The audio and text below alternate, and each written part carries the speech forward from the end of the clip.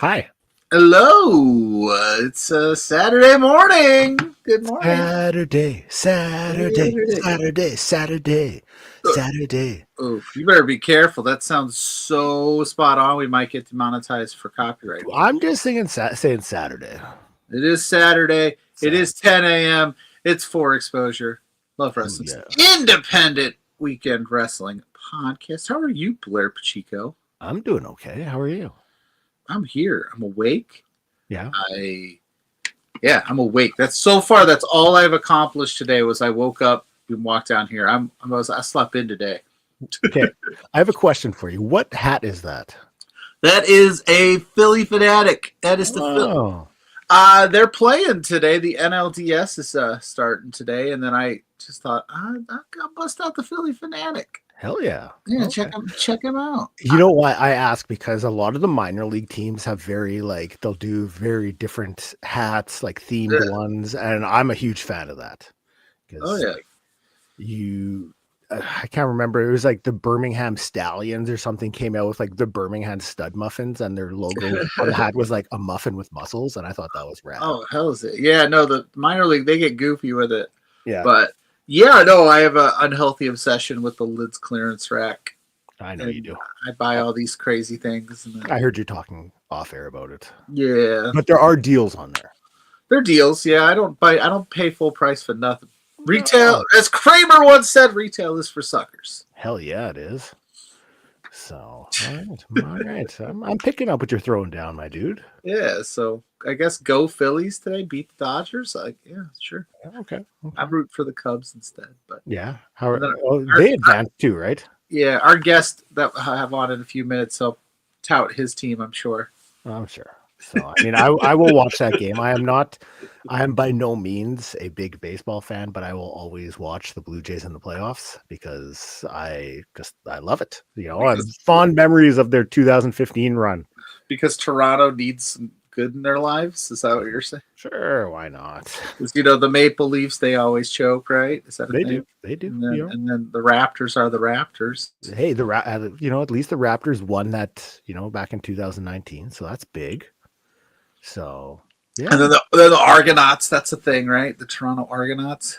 Yes, CFL. All right. Yeah, it's the CFL. I know. I know stuff. Bombers. I know stuff. Go Bombers, but if Bryce sees that, he'll get mad at me. But I haven't been to a CFL game in years. So, yeah, I don't know those. I've never been to one at all. I did notice your Charlotte Hornets shirt, like yeah. Do you remember? You might be a little too young. The late or early 90s when the Hornets first got announced, and everybody was wearing Charlotte Hornets gear because the starter jackets and like the all over print teal T-shirts. It'd be like, hey, name a Charlotte Hornets player, and you're like, nah, bro, this just looks sick. Oh yeah, I remember that. That was the. You looking them up, the J.C. Penney catalog. You were in there modeling? No, I was not in there modeling, but those shirts were in there, those jackets. I swear I heard you tell me that when you were younger, you did some J.C. Penney modeling. Oh no. Yeah, you were in the catalog. Oh yeah, right. Don't be bashful now. Yeah, right. I'm going to start this as a rumor. If anybody has the old J.C. Penney catalog still floating around or collector's items, search the room. You might find old Pluggo in there. No. We need to clip that. We got a lot to talk about today because last night was LPW 41. And all killer, baby. I know you were watching some of it. Our guest was there live in person because he was calling the action. He lived it. He breeded it. Not breeded, but breeded. So we are going to bring him on. He's going to give us the rundown about everything that happened. He breeded LPW last night. That's right. So in 2 shakes of a lamb tail, he's going to be joining us.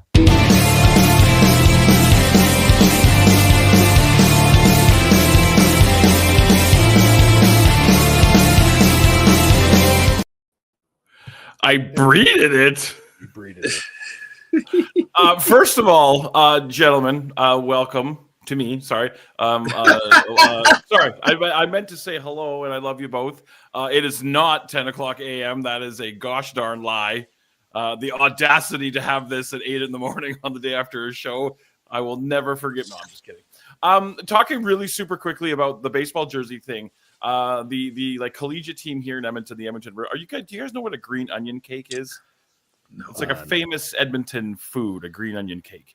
And the Edmonton Riverhawks did green onion cake jerseys a couple years ago that were kind of cool. So yeah, I like the minor league baseball teams bust out like Star Wars and cool stuff like that. So yeah. A green onion cake. A green onion cake. I'm not a huge fan, but it's like you'll have to Google it. It's like a big Edmonton thing. It's like a birthday cake with no. It's not a sweet cake. It's like a savory cake. It's like green onion flavored, like doughy. It's hard to explain. You have to do the Google thing. Okay. Good morning. I'm Talk to Boris while I Google this Edmonton delicacy.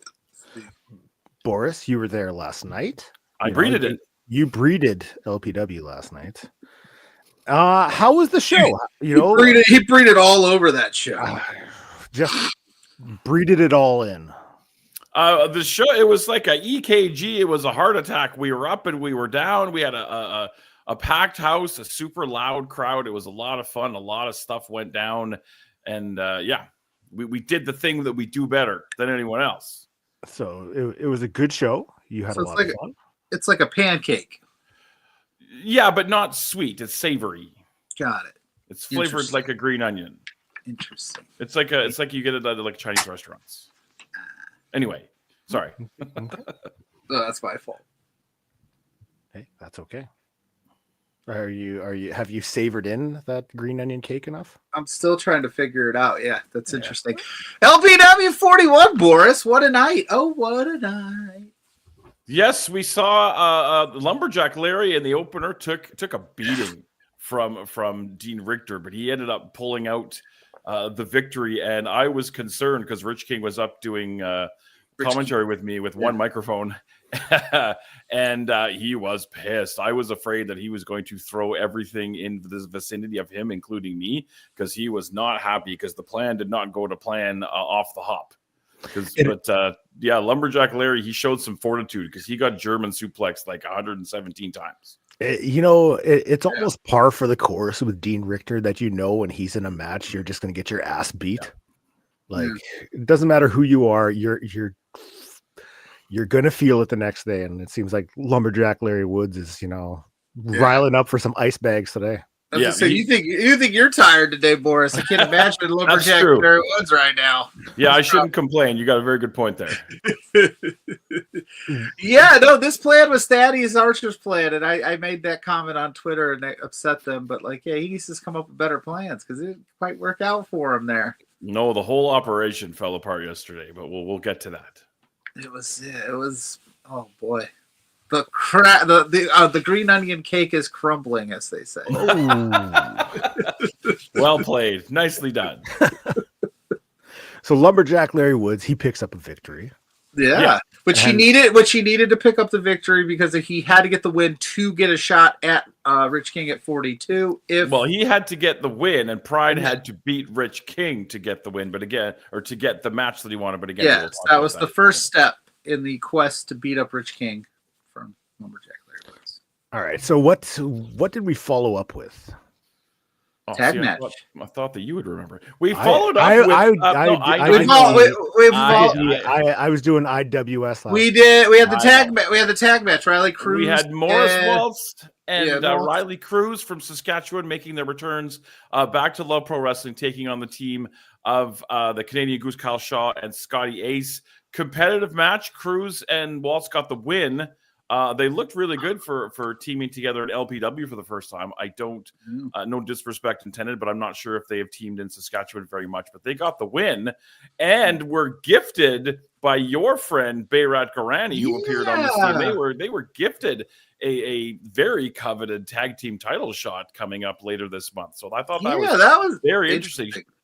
Shikak Brushabaz was away on jacked and juicy business. I don't know exactly what that means. Temu shopping. I DM'd you that he was out. Oh, is that what that was? I wasn't sure exactly. Yeah, he was busy scouring Temu for their next outfits. But yeah, that was super interesting of Barack Arani to come out at that moment and be like, "Hey, listen, you guys are good. You want to come back not next month, in 3 weeks and do a title match?" Now, of course they accepted. They pretended like they were going to wait it out. They accepted.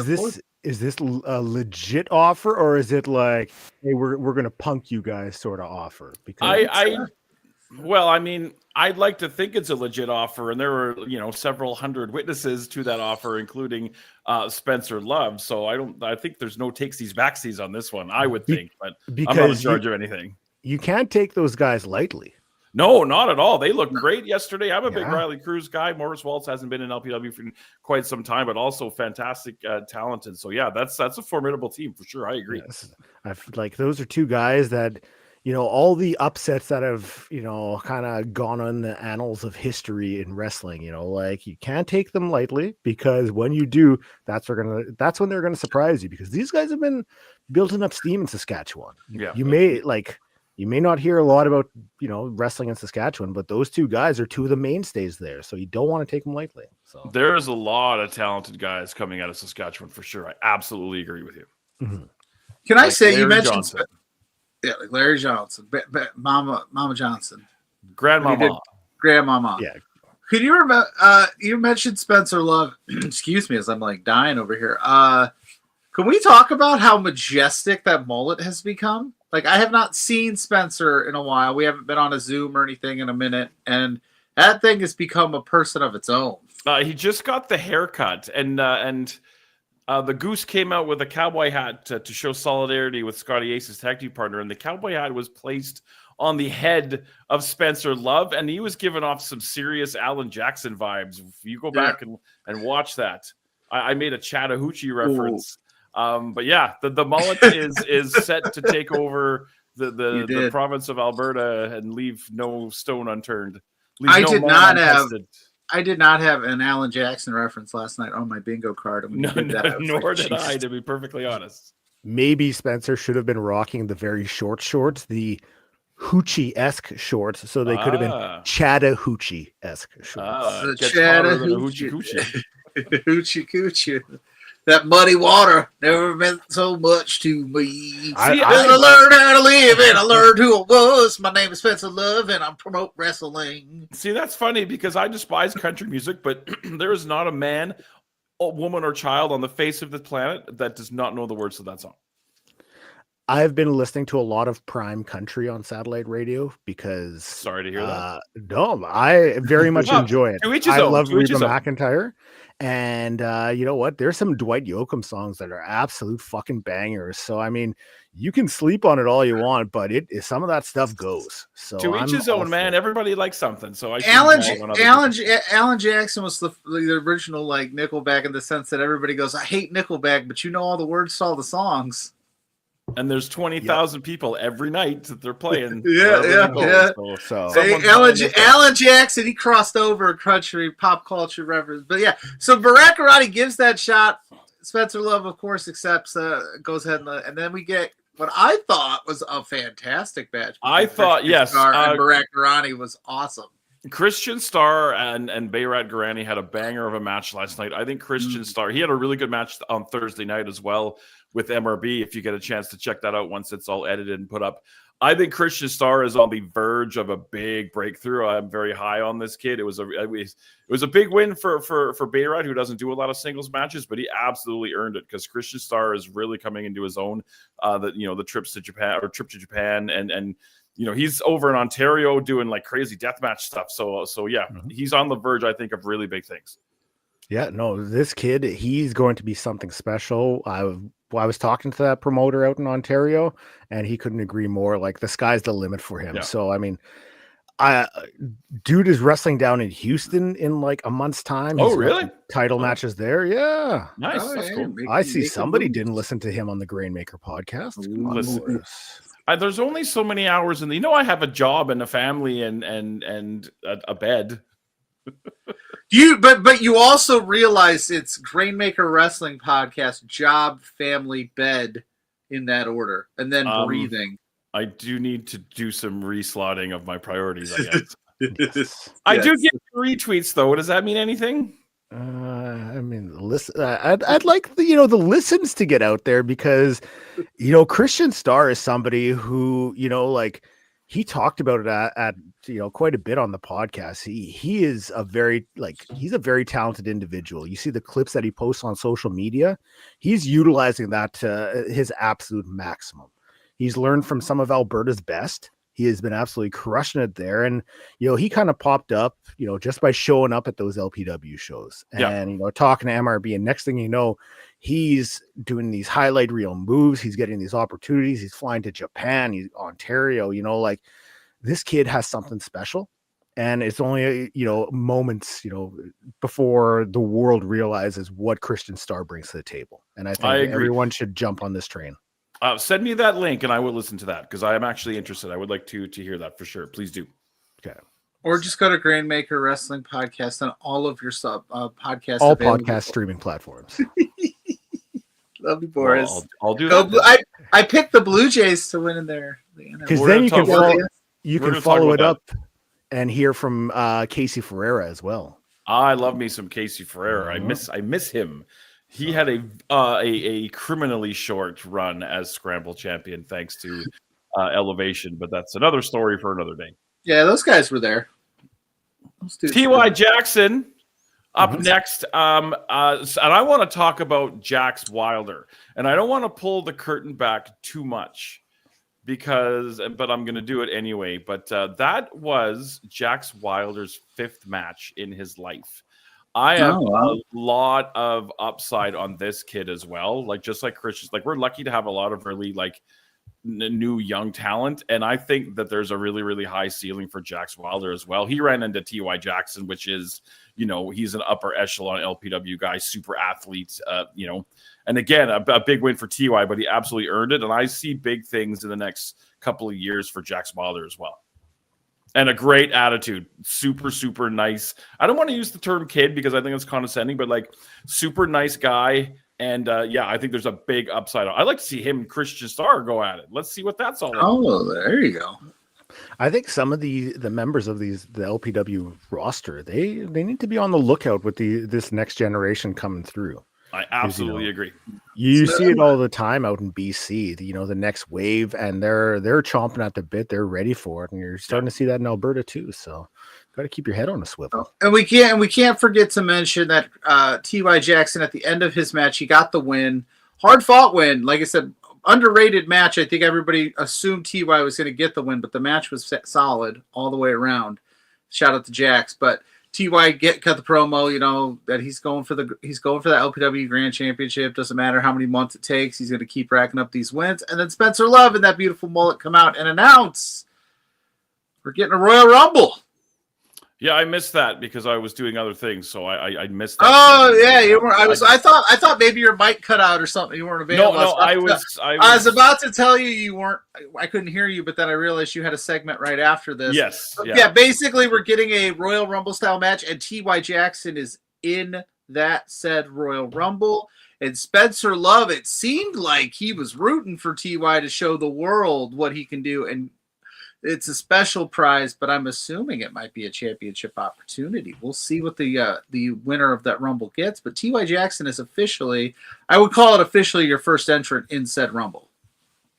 Yeah, we haven't done a Rumble style battle royale type thing, so super excited for that. Yeah, I was behind the curtain trying to figure out how to maneuver that ladder through the curtain without knocking the entire entrance way down. Yeah, I was given 2 to 4 minutes on the format sheet to plug the Extreme coming up.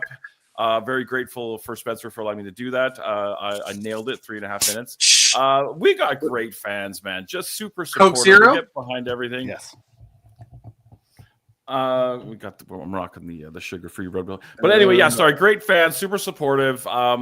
Really, really happy with how my segment went. I brought out a visual aid to display the donation numbers, and I proceeded to ruin the lives of several people in the main event because of that. Yeah, you left that thing out there. I was very, very grateful to have that couple of minutes, and then we went to intermission, and then we came back to the second part of the Thaddeus Archer plan. Which hold on. First, we had a stellar intermission where my face was all over that thing. Blair's was on it. You were on it. We were all.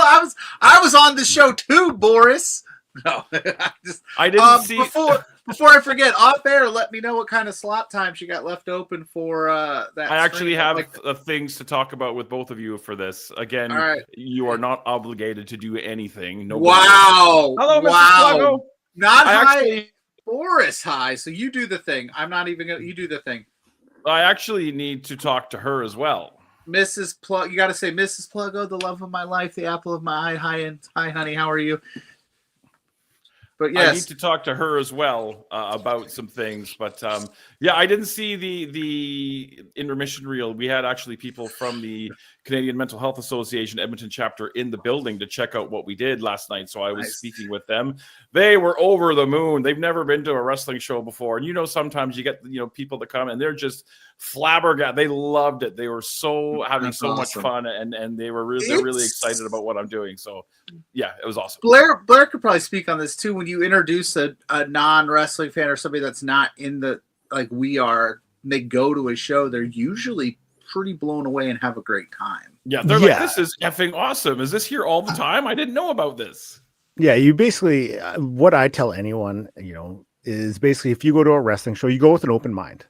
Just go there without having any preconceived notions or think like, oh, this is fake, this is going to suck, whatever. If you go in just like, hey, open mind, ready to have fun, you're going to have a blast. And that's what I tell anyone.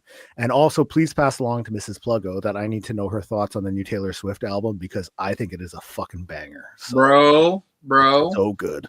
Oh, yeah. Oh, she said also, oh, hi, honey. Hi, honey. So good.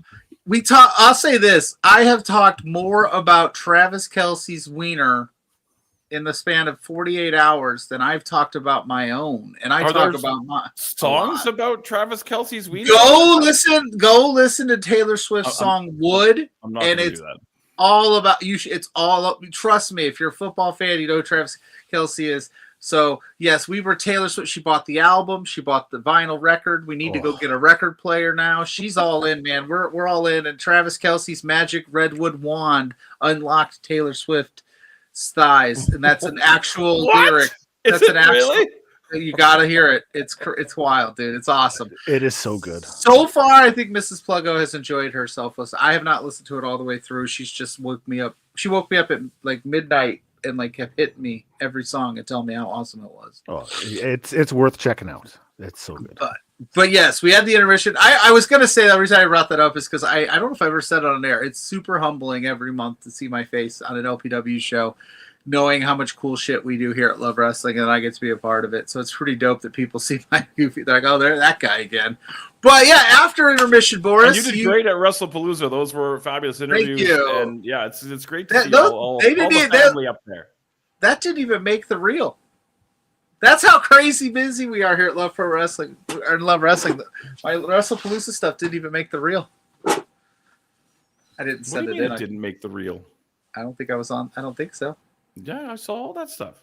Oh, I did. Yeah. I thought it was other stuff. Maybe it did. Maybe I walked away. I don't remember. No, the Usos, the Stephanie Vaquer, yeah, all that stuff was on there. The whole thing is like 10 minutes long. Okay, well, like bits and pieces of it were on there. Oh, maybe. I don't remember. I saw it. Well, last night was a what? Oh, well, cool. I must have missed that one on my stream. Anyway, yeah, after intermission was part two. How do you say two in Canada? Two. Of Thaddeus Archer's master plan that if Rich King beats Jack Pride, Larry Woods does not get the shot. And the idea was for Jack Pride to basically lay down. He kept laying down, but he kept getting back up because Jack was very conflicted on what to do here. Thad was yelling at him. Larry Woods came out and gave him a very motivational speech. Fabulous speech. Yep. Larry, I could if Larry Woods talked to me like that, I would run through a wall if he asked me to. That guy is super passionate about. And of course, while he's doing that, Rich King's took his eyes off the prize and literally rolled up Rich King, and boom. He paid the price for it, though, boy. I know you were wanting a finger poke of doom. I was. We did not get that. I was waiting for it because they did the tease a couple of times where like right away Jack lays down and I thought, okay, they're gonna go 1, 2, 3, and Rich is loving it, and then Jack gets up. And then he lays back down like a couple seconds later and he gets back up. And I was like, maybe they'll throw one finger poke of doom in there just to have some physicality and mix it up. And they did not. And then, of course, like you said, Dean Richter and Thad and the crew beat up Jack Pride. They beat up Larry Woods. They tied him to the ring post and wailed on him. So he's going to be sore today heading into LPW 42. Pride got Pillmanized in the neck with the chair, and it was a very, very uncomfortable hush silence in that building for a long time. I wonder sometimes just like the emotion in the building if it comes across on the stream sometimes, because it was a very hushed, air sucked out of the building kind of feeling last night. It was very unsettling. It was. So Rich King and Daddy Dean Richter, savages. So that means we're getting Larry Woods versus Rich King at LPW 42 at least. So that's a nice silver lining out of that. Yeah, that show is already stacking up to be huge. Yeah, and it's only a couple of weeks away too. Yeah, you guys are throwing 2 shows at us this month. October 24th. Well, yeah, TNA. We had to reshuffle some of our stuff because of the fine folks at TNA. Oh, absolutely. Yeah, they were there last week and they crushed. Not at the Rec Room per se, but they crushed. They were at the Rec Room for a little bit of it. They did that Q&A thing or that meet and greet, which was really cool to see some of the pictures pop out of that. But yeah, and then the main event was wild, was it not? The main event was absolutely wild. A lot of moving parts in that and a lot of stories to tell. And I'd like to think that I hit all the high points. But if I would have known what was going to happen with that ladder, I never would have brought it out for the visual aid because it became an integral part of the world, and everything is my fault, I feel like. But yeah, I mean, those 6 super talented, they bring it every time. Zoe and Stephen Crow ready to literally like rip each other's eyeballs out over who's the rightful champion. Fabulous match, and can't say enough about it. Yeah, because you had the Mad Lads, the Clandestine Society, and then Intangible Violence in a 3-way. It was wild. It was bonkers. Everyone in that situation has beef one way or another with somebody else in that match, if maybe even multiple people. And whew, yeah, what were you thinking with that ladder, man? Why'd you do that? I visual aids. That's how you get people's attention, is with visual aids, and my visual aids caused more havoc than they should have.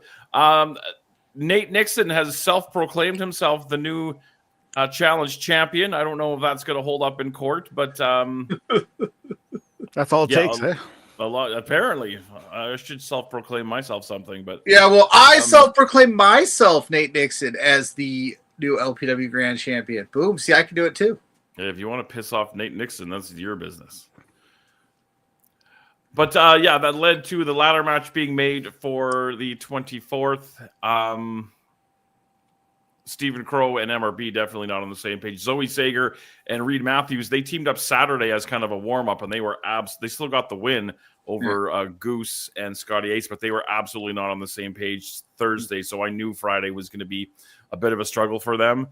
Zoe is back to only caring about one thing, and that is Zoe Elevation are just carving a path of destruction through LPW. Rose wasn't even in the building last night, and they were still just handling business. It's gonna be wild. It's a wild time for the Challenge Championship and Grand Championship scene, because you got all those people that could stake claims to it. Because you also have William Taylor has the Clandestine Wrestling Society Championship golden ticket in his hand. Yep, that's always of salvation. Championship, yeah, he could cash that in at any time. You got TY coming for gold. You got Rich King barreling through everybody, and it's going to be wild at the top. It's going to get top heavy real quick. Mm-hmm. So lots of moving parts going forward. But yeah, fabulous event. Thank you to everybody who came out and packed the Rec Room again. Everybody who checked us out on IWTV. It means the world to us, and we're just going to keep rolling, man. The last couple of months of the year, we got some fun stuff going on. We're stepping out of the Rec Room for the November show. We're going somewhere else. I can't remember where it is, but I saw some some pictures of what the venue's like, and it's going to be like a snug, intimate, and I think loud party show. So I'm really looking forward to that. So yeah, the last couple of months of the year, we're going to do some fun stuff. I'm super excited about it. Nice. That's because the rec room is usually pretty busy in the November, December months, right? Yeah, apparently they got Christmas parties booked every Friday, so we're gonna step out to somewhere else. I can't remember where it is. I should have that information, but I was in. I don't get. See, that's the thing, and I had a conversation with somebody about this yesterday because I get kayfabed on everything, but I'm not Office. I'm just you're like that scene from the movie Almost Famous when the bus drives off and you're running behind and you're like, I'm only the commentator. Never saw it. No, they leave the lead singer. He's in the bathroom and they start to drive up. And he goes, did you forget about me? I'm only the lead singer. I can just see you running behind the bus going, I'm only the commentator, guys. You need me. It is a good movie. You should see it. You should see it. It's a fantastic movie. Boris, what do you have coming up? What's going on in the future? And because I know you got the stream, so I might want to plug I got 3 points that I want to hit really quickly, and then I'll get out of your guys' hair. Tonight, 8 p.m. Mountain, 10 p.m. Eastern, over on the Twitch Saturday Night Live, we're going to discuss professional wrestling conspiracy theories, because I thought it might be kind of a fun little chat. I did some research, and there's some pretty ridiculous stuff out there. There's all the ones there's been 3 Ultimate Warriors. No, that's like the basic thing. There's like John Cena's an alien and all this kind of stuff. So we're gonna tackle that. Again, November the 14th, starting at 10 p.m. Mountain Standard Time, midnight Eastern. Love Wrestling presents Big Bad Boris' 40-hour Extreme. We're going 40 hours to raise money for the Edmonton chapter of the Canadian Mental Health Association. I hope that everybody can come and hang out for even a couple of minutes and throw a couple of dollars in the pokey. And last but certainly not least, I've got a message for the New York Yankees. Because we're not messing around here. Uh-oh. Uh-oh. Oh, he brought a chair. We're ready to handle some American League Division Series. The chair's upside down. I didn't practice this. Business coming up today. So Aaron, judge not lest you be judged, because we coming for you, sucker. Thanks, guys. Love you. Talk to you at 8 o'clock. Hi, Boris. I feel a little bad because the logo of the chair is right where your ass sits, and I'm thinking, man, put it on the back. Boris got his ass all up on them Blue Jays, but kidding. He's breeding LPW. He's ass face sitting on. It's crazy. So. He did say he'll get out of your hair. Does that offend you as a bald man? It does not. Okay, I didn't know. It does not. Because this is a choice. It's a choice. It's a choice. So it's a choice. I know that it's a great choice. I love it. I was showing off pictures of me with hair yesterday to guys at work, and they were like, "Holy shit!" Because that was a little different. So I know that our next guest is sitting, waiting, wishing, just like Jack Johnson. So we got to stop talking about Boris's ass and get Boris's ass, Boris's breeding. So we're gonna. The show's weird. We'll play the intro. We'll bring him on, and we'll chat some more wrestling.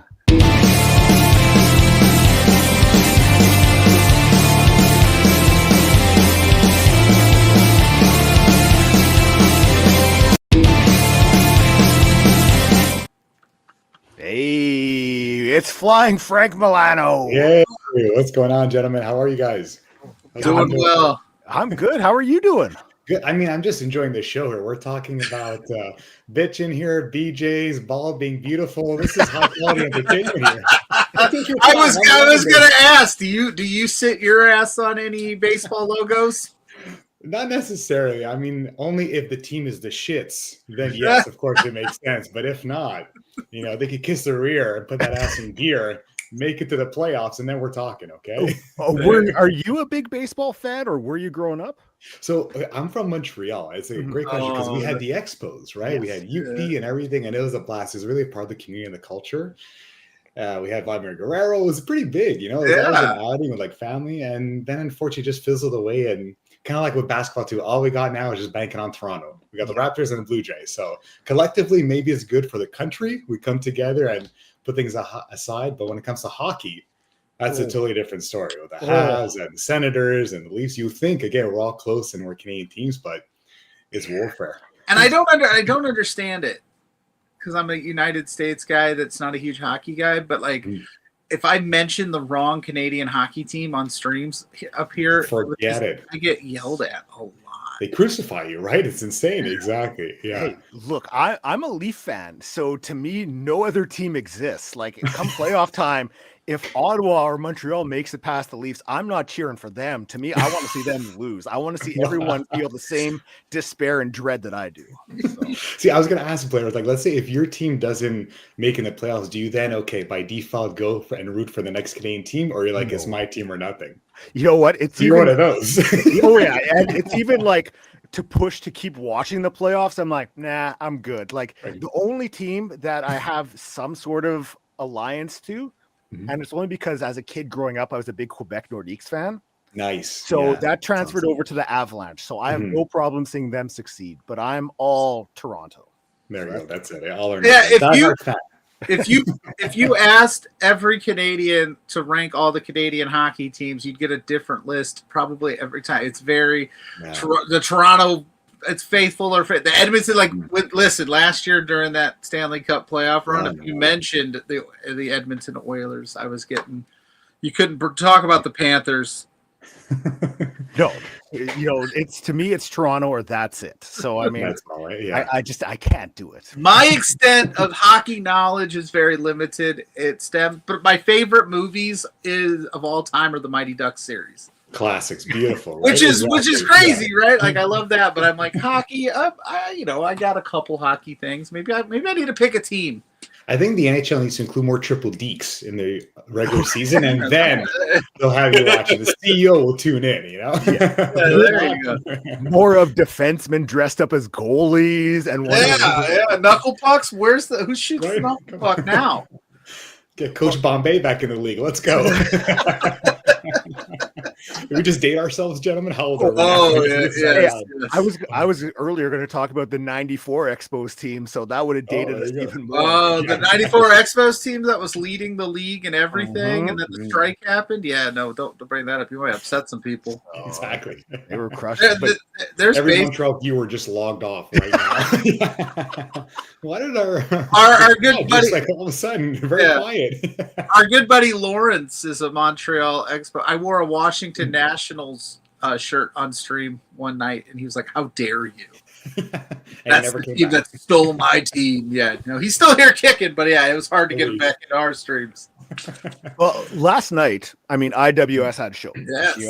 Their new home venue.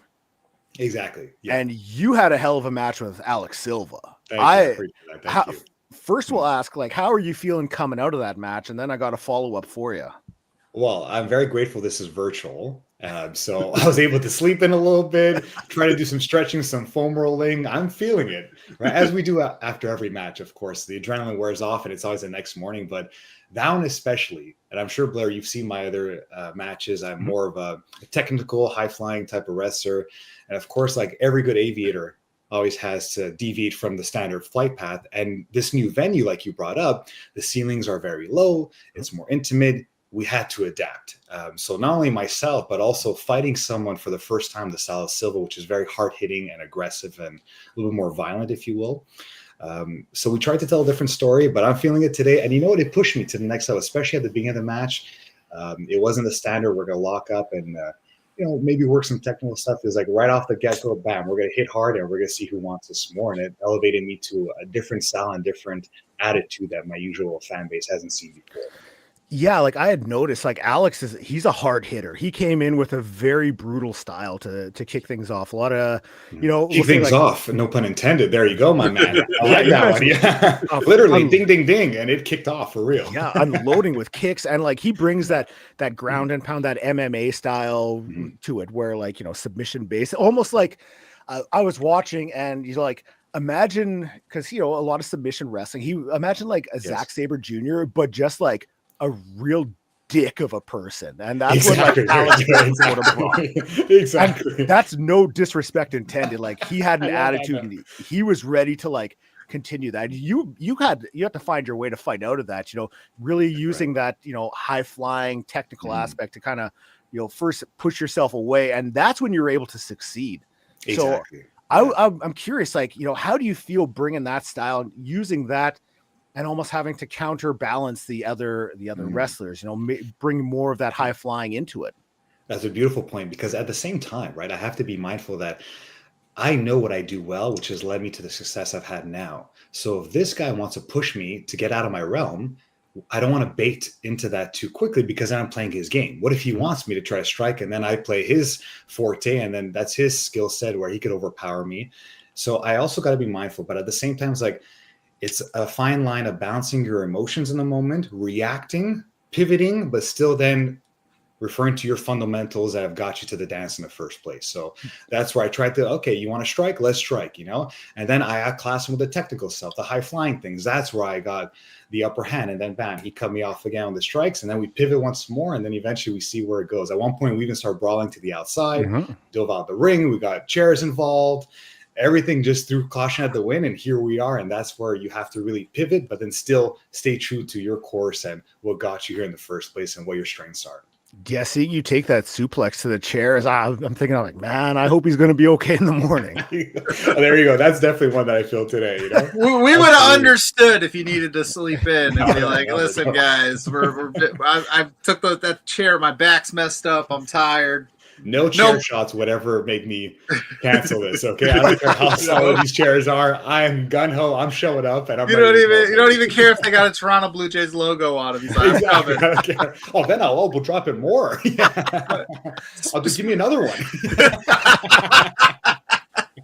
Boris is losing his mind. I'm kidding. Boris, I love you, man. I'm just joking with you. Speaking of IWS, I wanted to ask about this because we love IWS here, and we've been fortunate to talk to quite a few people on the roster. And I always ask them, like, for you, Frank, specifically, like, what brings you coming back to IWS often, and also how does it feel to be one of their focal points as on that roster where you're always on the shows, you always seem to have a big match, you always have one of the best matches on the card. So what is it about IWS that keeps you coming back? Thank you so much, man. I really appreciate that. And it's a great question because I feel, I wouldn't say indebted, but a special kind of strong bond and loyalty to them because that's where I made my debut. Not to get too heavy into my story of like the backstory of the superhero, but before I actually started wrestling at IWS, I used to watch them when I was a kid in high school.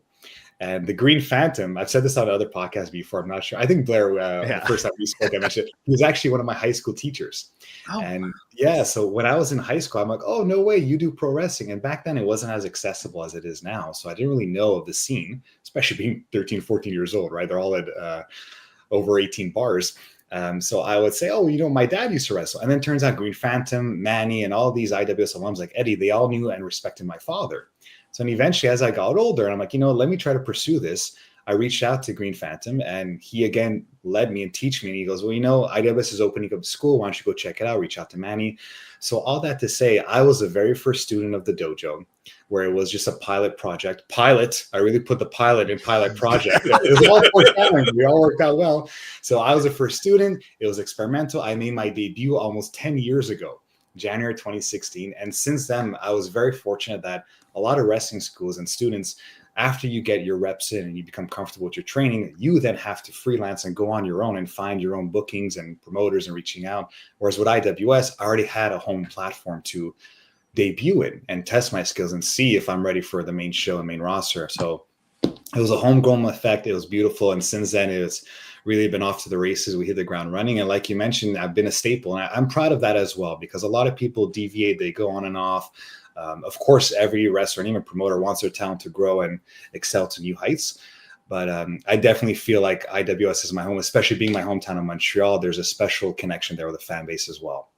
And I mean, you being such a staple with IWS, it's almost led to like when newer wrestlers are getting brought in, you're almost like the litmus test now. Like, hey, let's see what you got. You're going to go off with one of our best. Because, I mean, you had that match. I mean, I talked to him, but I'll go Nelly. He gets brought in and you're facing off with him. Like, there you go. He wants the opportunity.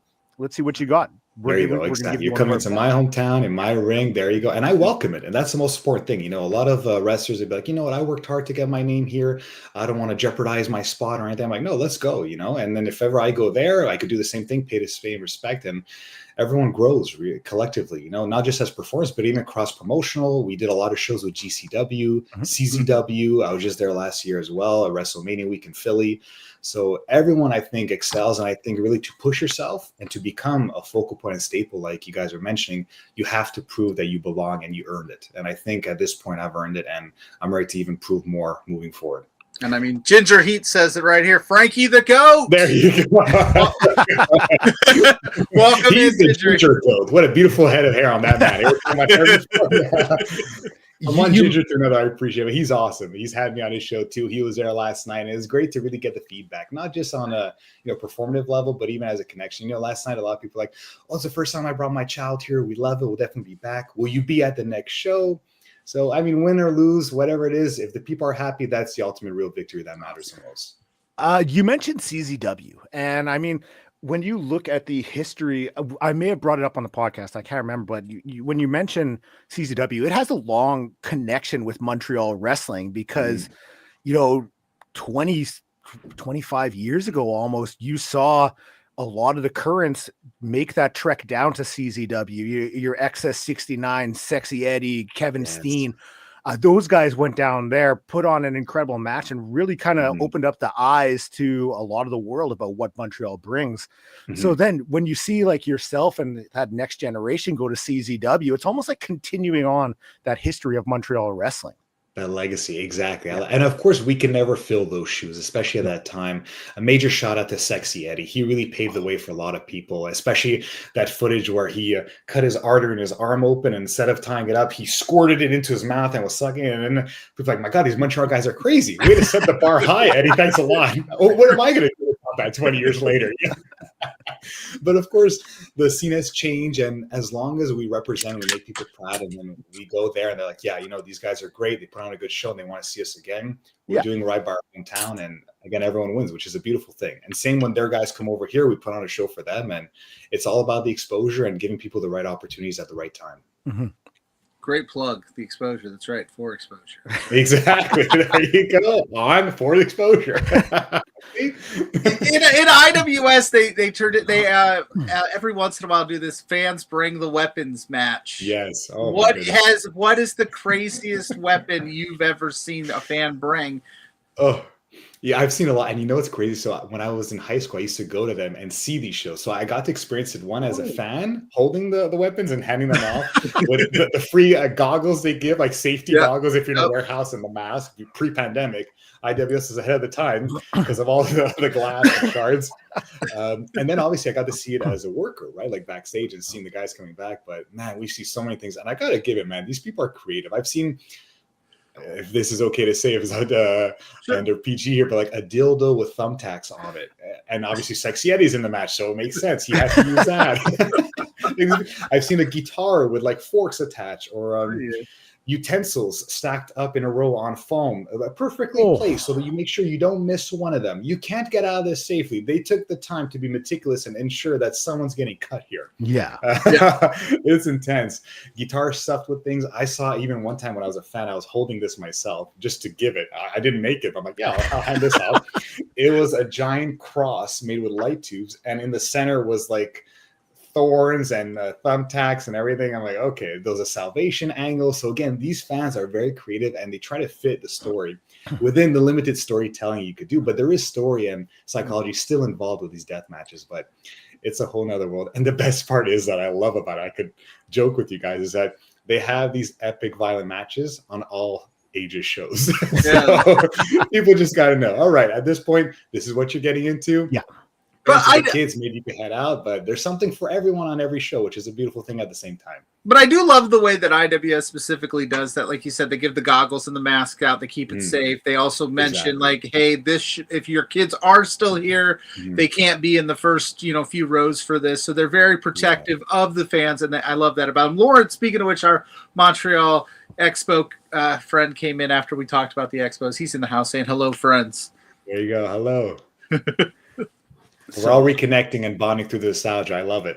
Yes. We're talking all things 90s. Exactly. What a time, eh?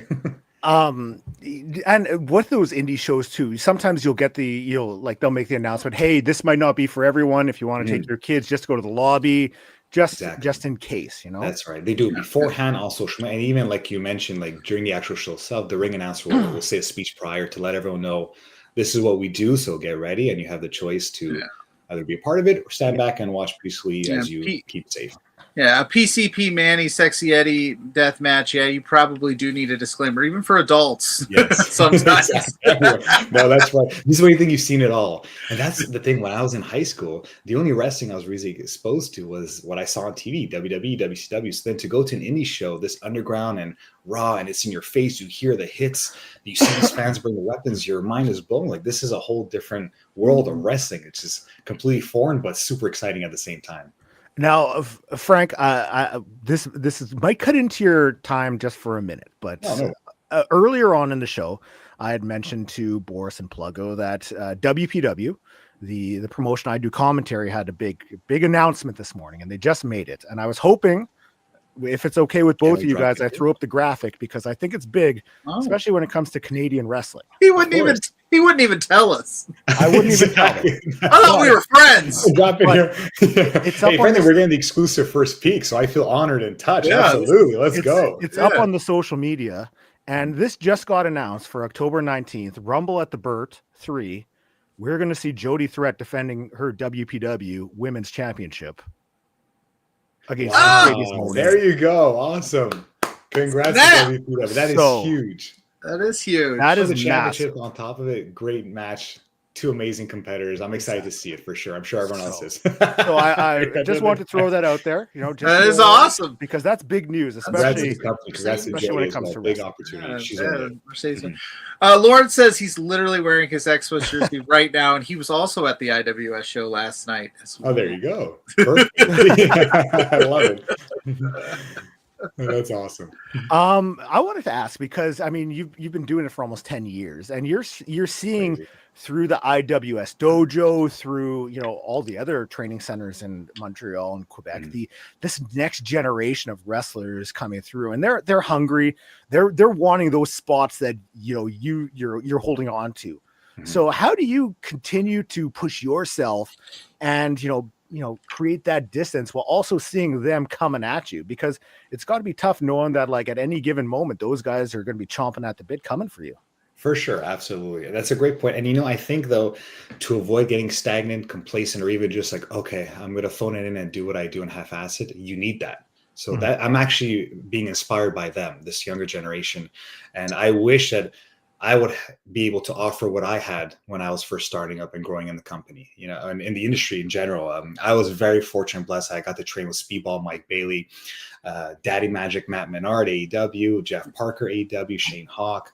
I really had some veterans of not only the territory, but who have now gone on to excel to professional levels that are making a living off this. So I was very fortunate to soak all that in. So if my role now could be to contribute and pass on that knowledge while still, like you mentioned, maintaining that, hey, I'm still here for a long time and I belong, then I'm all for it. We all get to grow collaboratively. And I think also, this is a competitive thing. We're all freelance. We're all trying to make our name and really excel to the highest potential that we could reach. But at the same time, it's important to know that competition is really when you're at a level where you're insecure, if I'm being honest, in the sense of giving a good show. If we grow together, that's when you achieve ultimate success. And I'm so confident, not to sound arrogant or cocky here, boys, but I'm so confident in my ability that these new generational wrestlers are not a threat to me. If anything, I want to help them and I want to elevate them, just like the way people push me. Just like last night, Alex Silva pushed me to a different zone that I'm usually in my element. It's all about that, getting outside the box, proving that you belong, and wrestling people who are better than you so you could be better yourself. Oh, yeah. I had one and I just forgot because that's what I always do. What is the one piece of advice that maybe you do give some of these young up and coming wrestlers that you get the opportunity to work with or train? That because I'm sure that they come to you in the locker room to pick your brain. Like, what is the Frank Milano? Like, this is what's worked for me. This is the thing. Yeah, that's a great question. And you're right. Like lately, it's even weird for me to kind of like pivot into a veteran role or a leader in the back because I'm still learning, right? I feel like I'm going to talk to this guy or whatever. And I'm here always nervous. I'm always stressed before my match because I want it to be so well and go perfectly, right? But now I've noticed that kind of shift in the locker room. People are coming to me and I feel so honored that I really want to dedicate the time. And if I were to give right off the bat, the first tip of advice that I even still struggle with today is take your time. Go slow. As much as you could do flashy, cool moves, which is part of my repertoire, I'm not guilty of it, but like I thrive on that because I want to show something different, especially today. If people really want to see two dudes fighting, they'll turn on UFC or boxing. We got to entertain and tell a story. So yes, we are fighting, but we're also using psychology and structure and storylines. There's so much more to it.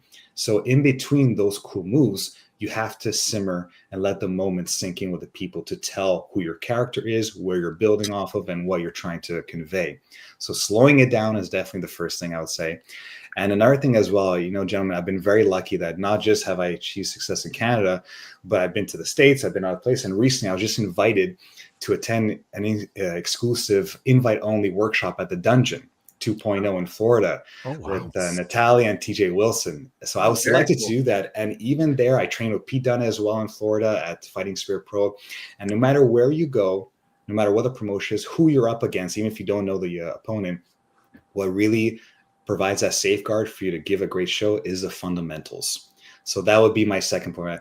Work on your fundamentals. No matter what you're doing in your story, even if you don't have an opponent that could keep up or they're nervous as well, stick to your fundamentals. You could get through it and still tell a decent story and ultimately be safe at the same time. So take your time, fundamentals, and then the rest are just adding your little bit of energy and character work to it, sprinkle it up. And once you feel established with your own moveset and your skills, let's say I'm wrestling Blair. Blair, what do you do? Okay, so I'll tease my F18 into what you tease. So even though it's still your usual repertoire, it's different because I'm adding your moveset at the same time. And that's how you create new opponents and moments with different types of matches.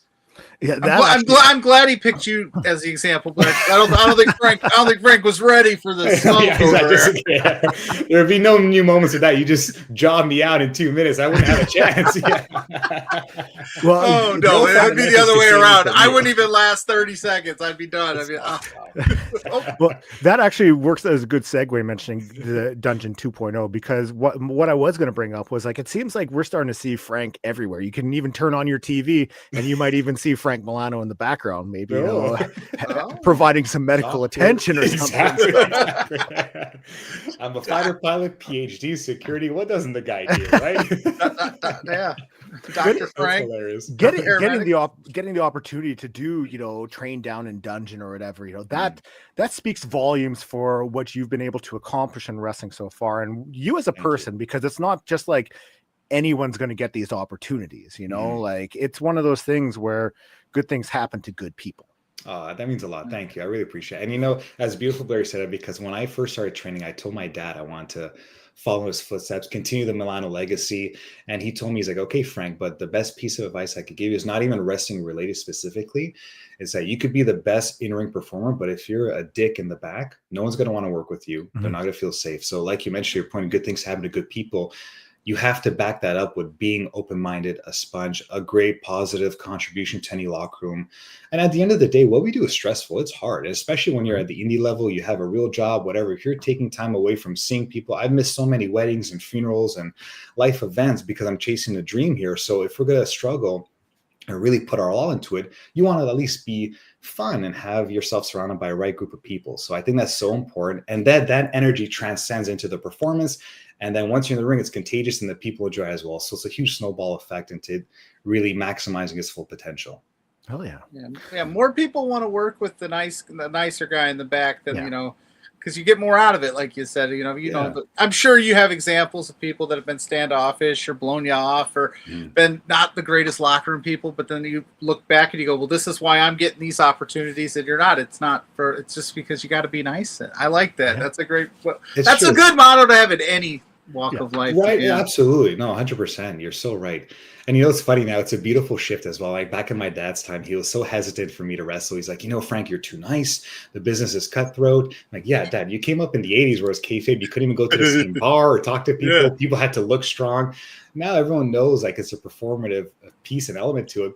That the last show I was at, especially working with other people across Canada, where it's Ontario or other provinces, we almost have what we call a Canadian standoff, where like I'll think of spots for them to do to me, and then they're like, "Oh, why don't you do this?" And you dive. So you're telling me to look good. I'm like, "No, you hit me. No, you hit me with this." We have like a standoff where we're just too generous, and then we have to like, okay, let's continue planning here because we're pressed for time, you know. But it's a beautiful problem to have in this day and age of wrestling. Now, I mean, we're running out of time, so I want to talk a lot. No, you're good. You guys. Yeah, great. It's been awesome. We just you're giving us way more time than we we appreciate it. Awesome. I think I speak for Pluggo when I mean consider this an open invite anytime. Oh, of course. Yeah. Anytime you got anything coming on, you just let us know and you're welcome back. This was awesome. Next time I won't be banged up after some steel chair shots. So forgive me if it's not flowing out as normally, but I'll give you a much better version. Look, my good buddy Barack Arani stopped by to say, Pluggo, if you took his advice, you might get more people on your podcast. Hey, listen, Brad, our feud that we had, you still were on my podcast even when you were being me. Anyway, well, that's another topic for another day. Rehash here. Well, Frank, what do you have coming up? And basically anything you want to plug, social media, anything like that. If, you're offering dog walking services, I don't know. You are a nice guy, so who knows? But take your pet in the cockpit for a free flight ride, anything. Christmas is coming up. We can make it a thing, Who needs cameos anymore? Take a ride in the F-18. Hey, there you go.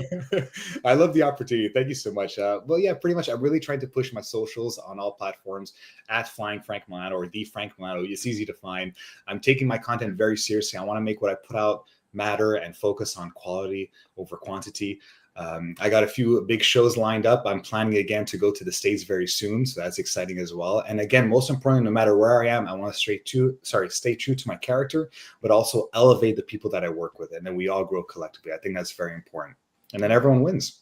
Hell yeah. Yeah, I love to make my way out west, of course, of Canada. See you guys, Edmonton, Winnipeg, wherever. It's beautiful to see the scene in Canada now is fantastic, especially given the border struggles for us Canadian talent. Yeah. To know that we have so many wonderful opportunities at home here is very exciting now. And I know personally, I find it tougher to go down to the States, just all things considered. No offense, Pluggo. It's just kind of sucks right now.